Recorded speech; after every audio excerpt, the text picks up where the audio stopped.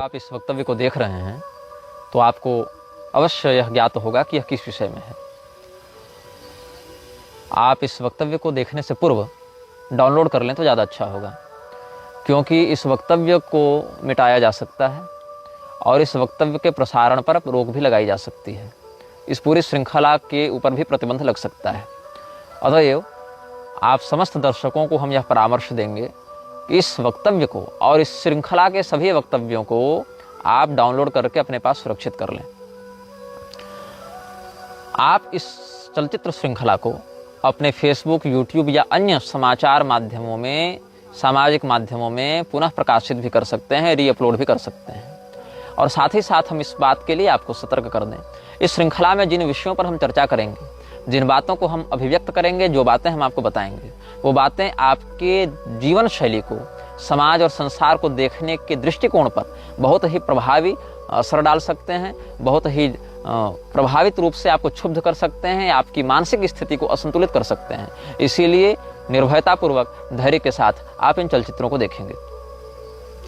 हम इन समस्त चलचित्रों के माध्यम से आप सभी लोगों को एक ऐसे संकट के प्रति जागरूक करना चाहते हैं जो आपके साथ निरंतर बना हुआ है, लेकिन आपको उसका बोध नहीं है।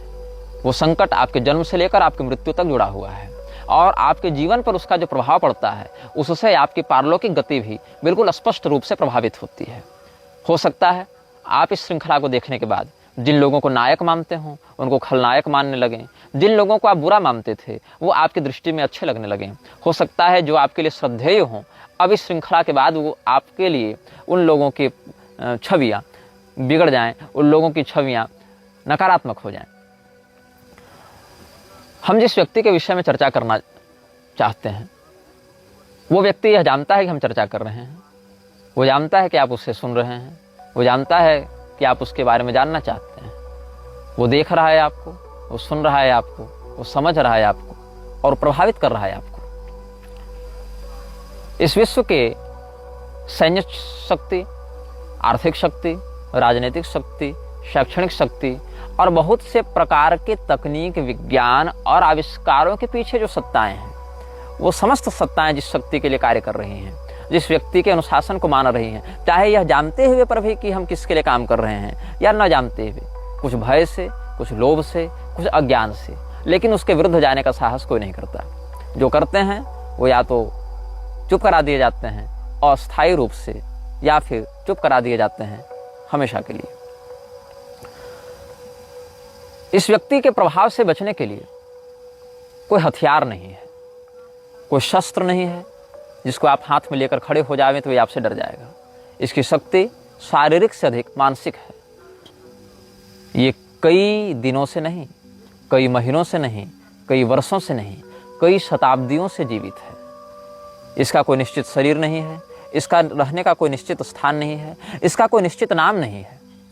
कुछ लोग इसको शैतान कहते हैं, कुछ इसे लूसीफर कहते हैं, कुछ इसे सरपेंट कहते हैं, कुछ इसे बैफोमेट कहते हैं, कुछ इसे डेविल कहते हैं, कुछ डार्क प्रिंस कहते हैं, कुछ लोग इसे दज्जाल कहते हैं, कुछ लोग इसे अपोलियन कहते हैं, कुछ मैमन कहते हैं, कुछ लीगन कहते हैं, कुछ अजाजल कहते हैं, कुछ मेफिस्टोफिलिस कहते हैं। लेकिन वह नाम जो इससे सबसे अधिक प्रिय है वो है बीलजीबब। बीलजीबब जो है वो एक म्लेच्छ भाषा का शब्द है जिसका अर्थ होता है मक्खियों का राजा। मक्खियों का अर्थ है इसके एजेंट, इसके गुलाम, जो इसके लिए मक्खियों के समान है। आपने एंटमैन फिल्म देखी होगी। एंटमैन फिल्म में क्या होता है, चींटियों के माध्यम से बड़े बड़े युद्ध लड़कर वो जीत जाता है। चींटियां देखने में छोटी हैं, लेकिन अगर एकजुट होकर कोई कार्य करें तो उसका प्रभाव बहुत अधिक होता है। इसलिए छोटी सी छोटी चींटियों का समूह भी अगर किसी बड़े वृक्ष के अंदर प्रविष्ट हो जाए, उसकी पूरी जड़ को खोखली करके बड़े से बड़े वृक्ष को धराशायी कर देती है।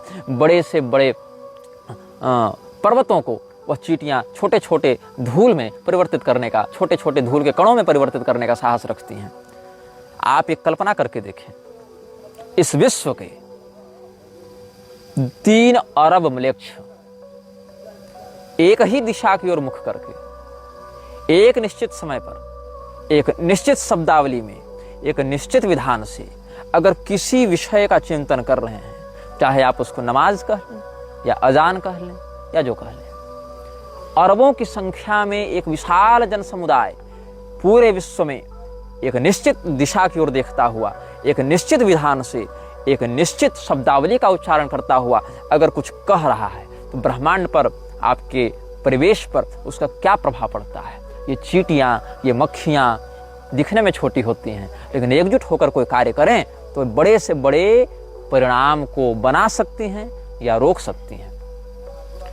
तो जो नाम इसे सबसे अधिक प्रिय है, ऐसे मैं बताऊं, ये सीधे सीधे इस्लाम की बात नहीं, ये सीधे सीधे ईसाइयत की बात नहीं, ये सीधे सीधे यहूदियों की या हिंदुओं की बात नहीं, ये बात है न्याय, धर्म, सत्य, अन्याय, अधर्म और असत्य, इन्हीं दो पक्षों की, चाहे वो किसी भी रूप में आपके समक्ष प्रस्तुत हो। तो जो नाम इसे सबसे अधिक प्रिय है उसको कहते हैं बेल्ज़ेबब।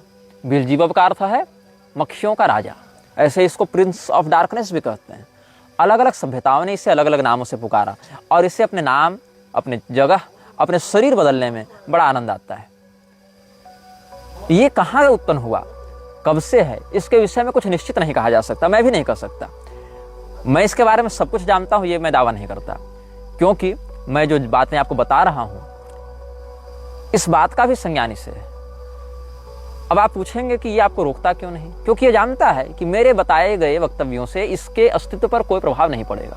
ये इतनी बड़ी सत्ता है कि मेरे कहे हुए शब्दों से इसको प्रभाव नहीं पड़ेगा, आपके सुनने से इसको प्रभाव नहीं पड़ेगा, आपके द्वारा दिए जा रहे प्रयासों से, आपके द्वारा दिए जा रहे परिश्रमों से इसकी सत्ता क्षुब्ध नहीं होगी, इसकी सत्ता प्रभावित नहीं होगी। कुछ लोग इसे अस्मोडियस कहते हैं। मैंने इसके कुछ नाम अपने शोध से व्यक्त किए हैं, कुछ अपनी साधना से व्यक्त किए हैं। मेरे कथनों में एक बड़ा अंश मेरे अध्ययन का होगा, एक बड़ा अंश मेरी साधना का होगा, एक बड़ा अंश उन विशेषज्ञों से बैठकों का होगा जिनके साथ मिलकर हमने इस विषय में शोध किया है। कुछ लोग इसे अजाजिल कहते हैं, कुछ बेफोमेट कहते हैं, कुछ सेखमेट कहते हैं, कुछ बेहमत कहते हैं, कुछ समेरियस कहते हैं, कुछ मारदुक कहते हैं। और आप एक फिल्म देखे होंगे थुम्बाड़, जिसमें एक शैतान होता है जिसका नाम था हस्तर।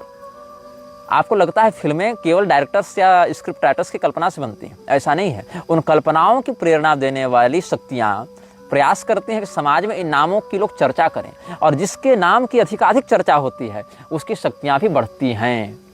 तो इसका एक नाम है अस्तर, इसी नाम को थोड़ा सा बदल कर दिया गया हस्तर। तो अस्तर जो है ये भी इसके अनेक नामों में से एक नाम है। अब ये व्यक्ति कब से है, कहाँ रहता है, इस विषय में हम चिंतन करते हैं। इसका वास्तविक नाम क्या है ये मैं दावे के साथ नहीं कर सकता, लेकिन जिस नाम का प्रयोग करके इसने अपनी वास्तविकता की एक झलक हमें दिखाई उसका नाम भी बड़ा विचित्र है। उसको कहते हैं आर्द्रम्लेच्छ। आदिम्लेच्छ नहीं, आर्द्रम्लेच्छ। हम सुविधा के लिए आपके सामने इसका नाम बताएंगे म्लेच्छराज, क्योंकि इसके वास्तविक नामों का उच्चारण करने से इसकी शक्तियां बढ़ती हैं और हम चाहते नहीं कि इस श्रृंखला में इसके नाम का बार बार प्रयोग करके हम इसकी शक्तियों को अपने ही ऊर्जा प्रदान कर करके विस्तृत करें। आपने हैरी पॉटर फिल्म देखी होगी, वहाँ वोल्डेमॉर्ट का एक किरदार था, the one who can't be named. उसका नाम लेने से लोग डरते थे। मैं डरता नहीं हूँ, इसीलिए श्रृंखला को निर्गत कर रहा हूँ, लेकिन मैं ये बात आपको अवश्य बता दूँ कि इसके वास्तविक नामों का आप जितना कम प्रयोग करें उतना अच्छा है। वास्तविक नाम है आर्द्रम्लेच्छ, लेकिन आप अच्छे से समझ जाएं, इसके लिए हम इसके नाम का प्रयोग करेंगे म्लेच्छराज के रूप में। इसका एक नाम आहरिमान भी है। आहरिमान और आर्द्रम्लेच्छ दोनों इसका वास्तविक नाम है। आहरिमान आर्द्रम्लेच्छ इसका नाम है, आर्द्रम्लेच्छ इसका सरनेम है, आहरिमान इसका नाम है। तो आहरिमान आर्द्रम्लेच्छ ये इसका पूरा नाम है, first name and last name. तो ये व्यक्ति कहाँ रहता है, ये अभी जिस प्रारूप में चल रहा है, जिस प्रकार की गतिविधियों को लेकर चल रहा है, इस प्रकार की गतिविधियां ये 800 वर्षों से कर रहा है। ऐसा नहीं है कि 800 वर्ष पहले से जिंदा है, ये जिंदा उससे पहले से, उससे बहुत पहले से जिंदा है, लेकिन उससे पहले ये अपने शरीर जल्दी जल्दी नहीं बदलता था, उससे पहले ये अपना घर जल्दी जल्दी नहीं बदलता था, क्योंकि विश्व की जनसंख्या और विश्व की तकनीक, संचार माध्यम बहुत पीछे थे, बहुत कम थे। जैसे जैसे तकनीक बढ़ती है और जैसे जैसे जनसंख्या बढ़ती है उतनी शीघ्रता से इसको अपना शरीर बदलना होता है, उतनी शीघ्रता से इसको अपना ठिकाना बदलना होता है। तो पिछले मतलब आप समझ लें कि अगर आधुनिक काल गणना के अनुसार माने तो ईसा की पहली शताब्दी से लेकर ईसा की 12वीं शताब्दी में 1200 वर्षों में इसने अपने ठिकाने 8 से 10 बार बदले, और इधर 800 वर्षों में इसने अपने ठिकाने लगभग 10 बार बदले। हर 2 पीढ़ियों में ये अपना ठिकाना बदल रहा है, जिसमें 4 ठिकाने इसने पिछले 80 वर्षों में बदले हैं। क्योंकि इन 80 वर्षों में तकनीक का विकास अधिक हुआ, संचार माध्यमों का विकास अधिक हुआ, यातायात माध्यमों का विकास अधिक हुआ। इसीलिए समयानुसार ये प्रयास करता है कि विश्व की जनसंख्या को ऐसे बिंदु पर आकर रोका जाता रहे कि इसको बारंबार अपना स्थान और अपना शरीर न बदलना पड़े। क्योंकि जितने अधिक लोग बढ़ेंगे उतने अधिक विचारें बढ़ेंगे, उतनी विचारधाराएं बढ़ेंगी। विचारों की बढ़ोतरी से हर व्यक्ति की मानसिकता पर प्रविष्ट होकर उसको नियंत्रित करना कठिन होने लगता है, सर्वर लोड बढ़ता है। इसीलिए कम हो लेकिन वफादार गुलाम हो हमारे, तो ऐसे लोग इसको अधिक प्रिय हैं। मैं जिस स्थान पर बैठकर ये बात कह रहा हूँ उस स्थान पर मैं 29 जुलाई 2015 की रात को भी बैठा हुआ था। क्यों? क्योंकि मुझे धमकी आई थी इसी म्लेच्छराज के कुछ गुलामों से जो मेरा अपहरण करना चाहते थे। और तब हम अपने घर से लगभग 1280 किलोमीटर दूर इस जगह पर बैठे थे। समय था रात के 7 बजे और दिनांक था 29 जुलाई 2015। अब मैं ये बताता हूँ कि ये रहता कहाँ है। सबसे पुराना ठिकाना जो हमें इसका प्राप्त हुआ था वो था तुर्की में। तुर्की में एक जगह है जिसको आज प्लूटोज गेट के नाम से जाना जाता है। प्लूटोज गेट डेनिजली प्रोविंस में है जो तुर्की में है। यहाँ पर लगभग ये 150 वर्षों तक रहा और 150 वर्षों तक इसने किया अपनी शक्तियों को बढ़ाया। सक्रिय तब भी था लेकिन अपनी शक्तियों को इतना बढ़ाया कि ये सामाजिक सम्मोहन कर सके। कितने लोगों तक? लगभग 2 से 3 हजार लोगों की भीड़ को एक लक्ष्य के प्रति मानसिक रूप से सम्मोहित कर सके, ऐसी इसकी योजना थी और जिसमें ये सफल हुआ। इसके बाद इसने अपना ठिकाना बदला। इसके बाद इसने अपना ठिकाना बनाया इजराइल के बगल में। अब वो फलस्तीन है या वो इजराइल है, इस विवाद में हम नहीं पड़ेंगे क्योंकि ये झगड़े का विषय है। लेकिन इजराइल हो या फलस्तीन हो, इसने जेरिको या जेरिचो, जो भी इसका उच्चारण भाषा में किया जाता है, JERICHO, जेरिचो या जेरिको, जहाँ तक जेरिको होना चाहिए उच्चारण, ये फलस्तीन का प्रांत माना जाता रहा है या इजराइल का प्रांत माना जाता रहा है। ये विवादित विषय है लेकिन इसने अपना ठिकाना यहीं पर बनाया। अभी इस वीडियो क्लिप में 4 मिनट की रिकॉर्डिंग हमारी नहीं हो पाई थी किसी तकनीकी खराबी के कारण। इस श्रृंखला की घोषणा जब हमने की थी उसी समय से हमारे फ़ोन पर ऑटोमेटिक फीड्स में कुछ ऐसी बातें स्वयं आ रही हैं जो कि ऑफलाइन बातें हैं। ऐसा नहीं कि मैं कुछ नेट पर सर्च कर रहा हूँ या कुछ मैं ट्रेलर रिलीज कर रहा हूँ तो उसका एल्गोरिदम पकड़कर कुछ सजेशंस मिल रहे हैं, ऐसा नहीं है। मतलब बिल्कुल ऑफलाइन तरीके से भी जिस मोबाइल से वाईफाई या सिम कनेक्टेड नहीं है उन मोबाइल्स पर भी कुछ सर्च करने पर, फोल्डर पर भी सर्च करने पर, ड्राइव में भी सर्च करने पर कुछ ऐसी बातें अप्रत्याशित रूप से सामने आ रही हैं जो कि हमारी संज्ञान में नहीं थी। और अभी क्या हुआ कि जब मैं इस क्लिप की दूसरी प्रति बना रहा था, एक दूसरा भाग अब रिकॉर्ड कर रहा था, तो लगभग 5 मिनट रिकॉर्डिंग होने के बाद वो स्वयं कैमरा बंद हुआ और उसके बाद वो रिकॉर्डिंग स्वयं मिट गई। इसीलिए हम इस वक्तव्य को पुनः रिकॉर्ड कर रहे हैं। ठीक है, तो हम बता रहे थे आपको कि वो भाग जो इजराइल और फिलिस्तीन के मध्य विवादित है, जेरिको जिसको कहा जाता है, वहां पर इसने बहुत तपस्या की और ये जीसस का समकालीन समय था। तो जीसस का जन्म जो है वो इसके उद्देश्य को पूर्ण करने के लिए तो नहीं हुआ था, लेकिन अंततः इसने जीसस के उद्देश्य में अपना उद्देश्य घुसा दिया और वो काम किया जो काम जीसस नहीं चाहता था। मैं जीसस का महिमामंडन नहीं कर रहा, जीसस को प्रोत्साहित नहीं कर रहा, जीसस की वकालत नहीं कर रहा। मैं बस ये बता रहा हूँ कि जीसस से जब इसकी मुलाकात हुई थी तो जीसस ने अपने अनुयायियों को सतर्क किया था। जॉन 14:30 में आप इसका प्रमाण देख सकते हैं। जीसस ने इसके आगमन की बात कही थी। जीसस जानता था कि आ रहा है, जीसस को अपने वश में लेने के लिए, और जीसस ने अपने अनुयायियों को सतर्क किया और कहा था कि विश्व का शासक आ रहा है लेकिन उसका शासन मुझ पर नहीं चलता। क्योंकि कोई भी संपदा हो, चाहे दिव्य संपदा हो चाहे आसुरी संपदा हो, जब वो दिव्य संपदा या आसुरी संपदा का कोई व्यक्तित्व जन्म लेता है इस संसार में जिसका व्यापक प्रभाव जनमानस पर पड़ेगा, तो वह व्यक्ति बहुत प्रबल ग्रह दशा के साथ युक्त होकर आता है। तो अगर वो आसुरी व्यक्ति है तो दिव्य संपदा वहां हस्तक्षेप जल्दी नहीं कर पाती है, या अगर वो दिव्य संपदा से युक्त है तो आसुरी शक्ति वहां हस्तक्षेप नहीं कर पाती है। और कई बार ऐसा होता है कि दिव्य में दिव्य का हस्तक्षेप और आसुरी में आसुरी का हस्तक्षेप भी नहीं हो सकता है। जैसे कि राजा उत्तानपाद के पुत्र ध्रुव जब तपस्या करते थे तो देवताओं ने बड़ी माया दिखाई, वहां दोनों दिव्य संपदा है लेकिन असर नहीं कर पाई। यहाँ पर आसुरी संपदा में देखें, रावण और निवात कवच राक्षसों के बीच में युद्ध हुआ है, दोनों आसुरी संपदा के हैं, लेकिन निवात कवचों की आसुरी शक्तियां रावण के ऊपर हावी नहीं हो पाई। तो यहाँ पर दोनों मृक्ष शक्तियां टकराई हैं, लेकिन मृक्षराज उस समय, जो आर्द्र मृक्ष है, वो उस समय अहरिमान का शासन जीसस पर नहीं चल पाया। इसलिए जॉन 14:30 में जीसस ने कहा अपने अनुयायियों को कि I will no longer talk much with you for the ruler of this world is coming. इस विश्व का शासक आ रहा है। तो वह विश्व का शासक गॉड नहीं था, वो उस विश्व के शासक का नाम था आर्द्रमृक्ष अहरिमान। और उसने कहा मृक्षराज का शासन मेरे ऊपर अभी नहीं चल रहा है, he has no power over me, ये जीसस ने कहा।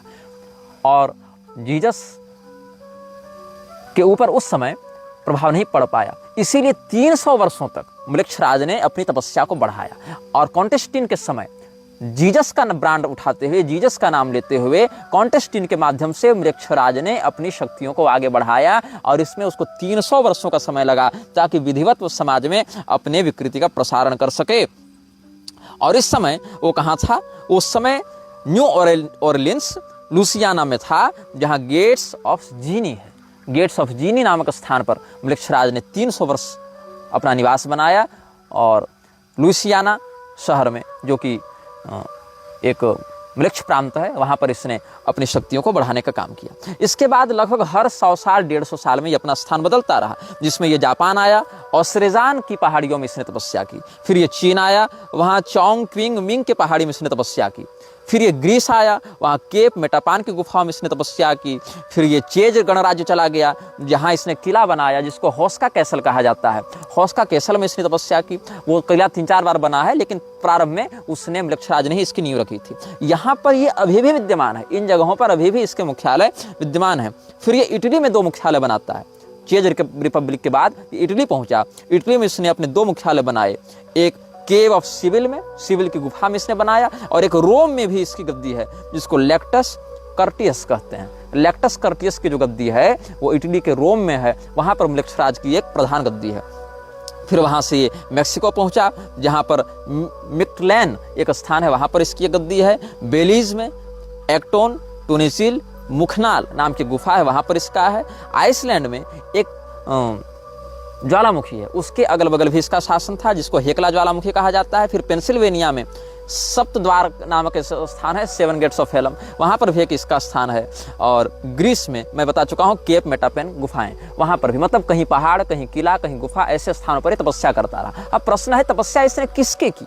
किसी देवता की, किसी भूत की, किसी पिशाच की, किसकी तपस्या की? इसने तपस्या की पश्चिमामनाय तंत्र के मंत्रों की। भगवान महादेव ने भी इस बात का उद्घोष किया है कि विश्व में बढ़ते मृक्ष तंत्र में पश्चिमामनाय तंत्र के मंत्रों का बहुत बड़ा हाथ होगा। और पश्चिमामनाय तंत्रों की एक बड़ी ऊर्जा इस्लामिक आतंकवाद को प्रोत्साहित करने में भी लगती है। तो उस मंत्र की उसने आराधना की, साधना की, मंत्राधिष्ठात्री आसुरी शक्तियों की इसने आराधना की। फिर इसने अपने मुख्यालय बनाने आरंभ किए। ये तो इसकी कर्मभूमि हो गई। इन स्थानों पर इसने अपनी शक्तियों को बढ़ाया और अपनी शक्तियों को, ये 12वीं शताब्दी तक की बात है। 12वीं शताब्दी के बाद ये आया प्रोवो ऊटा नामक स्थान पर। प्रोवो ऊटा स्थान पर आकर इसने अपनी एक गद्दी स्थापित की, अपना एक मुख्यालय बनाया। फिर ये माल्टा चला गया। माल्टा शहर में जो गोजो द्वीप है, गोजो द्वीप पर इसने कब्जा किया। माल्टा शहर में ये रहा। उसके बाद मैंने जहाँ तक हमारी बुद्धि जा पाई भौतिक और आध्यात्मिक स्थिति से, वहाँ तक हमने इसका शोध किया है। और मैं बताऊँ, फिर ये स्कॉटलैंड गया, वहाँ स्कारा ब्री नामक स्थान पर ये रहा। फिर ये उत्तरी स्लोवेनिया गया और वहाँ पर पोटोक की गुफाओं में रहा। फिर ये इराक पहुँचा, कुर्दिस्तान इराक के क्षेत्र में इवरिल का सीटाडेल इसने बनवाया, वहाँ पर ये रहा। फिर फ्रांस चला गया, वहाँ पर लेस्कक्स की गुफाओं में रहा। फिर स्पेन के केव ऑफ इल कैस्टेलियो में ये रहा। उसके बाद ये तुर्की आया, गोवेकली टेप में ये रहा। इस प्रकार से अलग अलग स्थानों पर घूमता हुआ अंत में ये पहुंचा कोला प्रायद्वीप। कोला प्रायद्वीप में आज से 50 साल पहले मृक्षराज रहता था। जब कोला प्रायद्वीप में वैज्ञानिकों का शोध बढ़ने लगा तो कोला प्रायद्वीप को छोड़कर ये पहुंच गया तुर्कमेनिस्तान के काराकुम रेगिस्तान में। और पिछले 1 साल तक ये तुर्कमेनिस्तान के काराकुम रेगिस्तान में रहता था। अब ये जिस स्थान पर रहता है वो दिखता कैसा है, इसकी झलक अगर मैं कुशल चित्रकार या एनिमे डिजाइनर होता तो आपको मैं दिखा देता, लेकिन मैं असमर्थ हूँ। मैंने एआई से इसके घर का डिजाइन बनाने का बहुत प्रयास किया। लगभग मैंने अपने जीवन के 3 दिन दिए, जहाँ तक मेरे पास तकनीकी ज्ञान है, ग्राफिक डिजाइन है मेरे पास। मैंने 3 दिन परिश्रम किया, लेकिन जो मैंने देखा इसके घर का नक्शा वो मैं नहीं दिखा सकता हूँ आपको। मैंने बहुत परिश्रम किया, क्षमा कीजिएगा, मेरे पास वो डाटा नहीं है। मैं बस आपको वर्णन करता हूँ, आप अपने नेत्र बंद करके वो जानकारी को सोचने का प्रयास करें कि आप एक ऐसे स्थान पर हैं जो लगभग आधा किलोमीटर लंबा और आधा किलोमीटर चौड़ा है। मतलब वो स्क्वायर नहीं है, आप ऐसा समझें कि वो आधा किलोमीटर रेडियस का एक गोलाकार क्षेत्र है। उस गोलाकार क्षेत्र के मध्य में एक तल्ले का एक घर है। ये अंडरग्राउंड नहीं है, ये ज़मीन के ऊपर है और उसकी छत एक तरफा स्लोप वाली है। एक तरफा स्लोप वाली उसकी छत है, दो तरफा स्लोप नहीं है, एक तरफा स्लोप है। बिल्कुल काले रंग का घर है। उस घर के ठीक सामने आग जल रही है। कुछ टूटे हुए वाहन हैं, कुछ बिजली के खंभे हैं जहाँ पुराने बल्ब लग रहे हैं और उन बल्बों की रोशनी जहाँ तक है वहाँ तक तो प्रकाश है, लेकिन उसके आगे घुप घना अंधेरा है।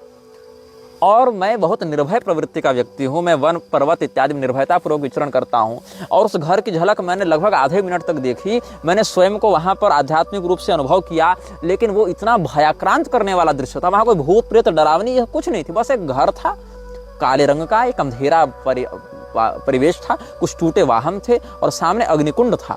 और इसी दृश्य में इतनी नकारात्मकता थी, इतनी आसुरी तत्वों का उसमें प्रतिष्ठापन था कि मेरे जैसा निर्भय व्यक्ति भी हृदय से कांप गया और उसके आगे देखने का मैं साहस उस समय नहीं कर पाया था। और इस स्थान का नाम क्या है ये खोजने में मैंने बहुत परिश्रम किया और तब जाकर पता चला कि ये स्थान का कोई निश्चित नाम नहीं है। मतलब ये उसका हेडक्वार्टर जो है, हेडक्वार्टर की एक अलग संज्ञा है जिसको कहते हैं पैरागमम। इसका नाम है पैरागमम। पैरागमम का जो मुख्यालय है, पैरागमम एक उपलक्षण है। मतलब अगर म्लेच्छराज यहाँ बैठा है तो इसी जगह का नाम हो जाएगा पैरागमम।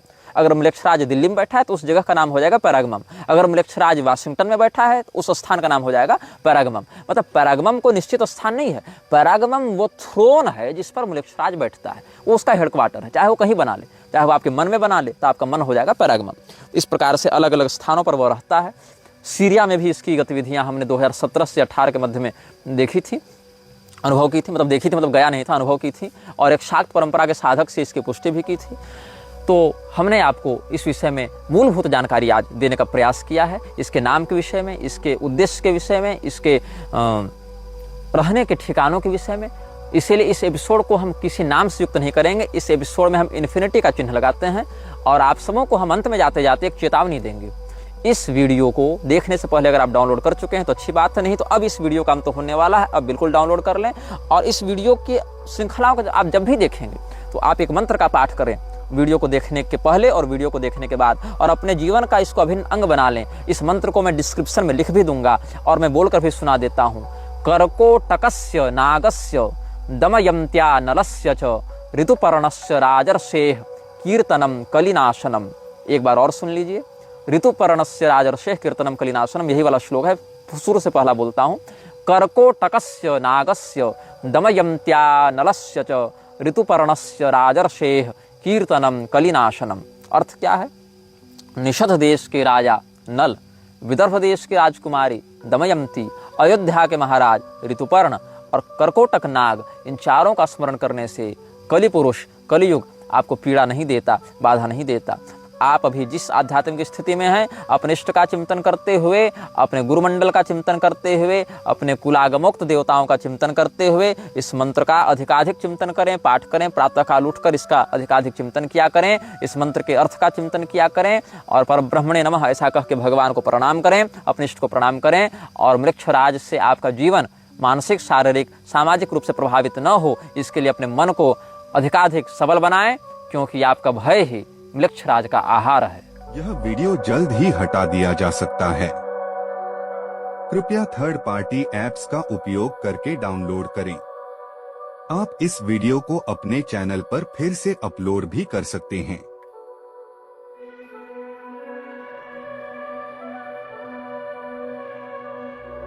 This video may get deleted soon. Please download using third party apps. You may also re-upload this video on your channels. Thank you.